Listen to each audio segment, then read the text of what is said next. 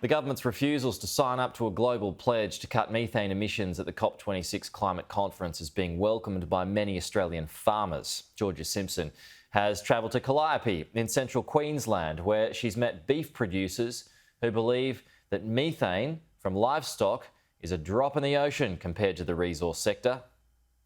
Across 60,000 hectares, 10,000 head of cattle.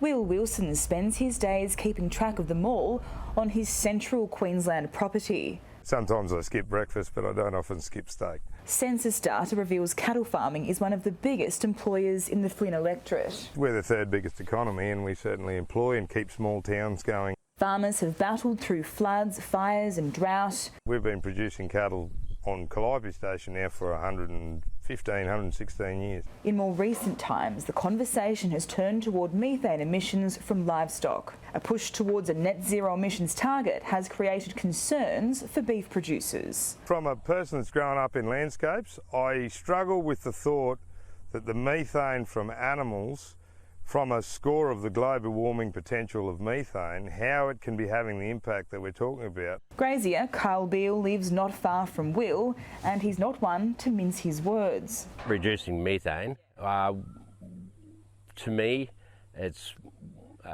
cow farts. When you say methane emissions, it's to do, I assume straight away they're talking about cattle fart. I've been around a lot of cattle in my time and yet to gas myself. The US and European Union are leading a pledge to reduce global methane emissions by 30% before 2030. Other countries like the UK and Canada are signing on, but Prime Minister Scott Morrison has ruled against joining. He's not throwing us under the bus with regulation, and that's our biggest fear factor. We can deal in an open and transparent business state, but we as an industry struggle with everything that's over-regulated. The Prime Minister has instead opted towards incentivised regenerative agriculture projects.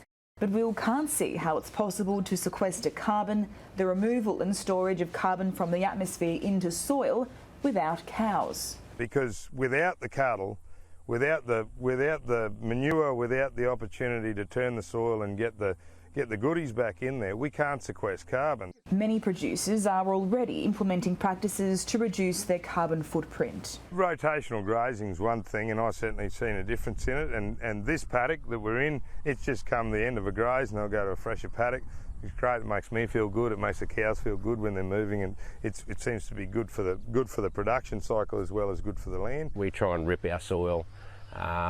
We're starting next year, we're doing 500 hectares a year just of soil nutrition. It gives us better growth. It helps those organisms within the soil too. Meat and Livestock Australia have set an ambitious target for the industry to be carbon neutral by 2030. And while Will and Carl want to embrace new technologies that will better their production, they also want to shift the focus to water security or a lack of it. Food and water is life. That needs to be our priority first. Let's get that right.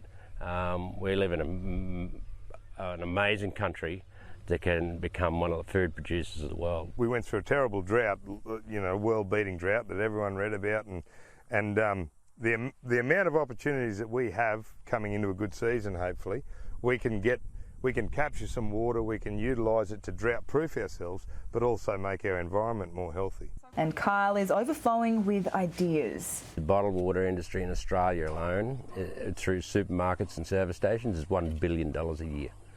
If we double the price of that bottled water and give half of that back to the government, it's like a water tax.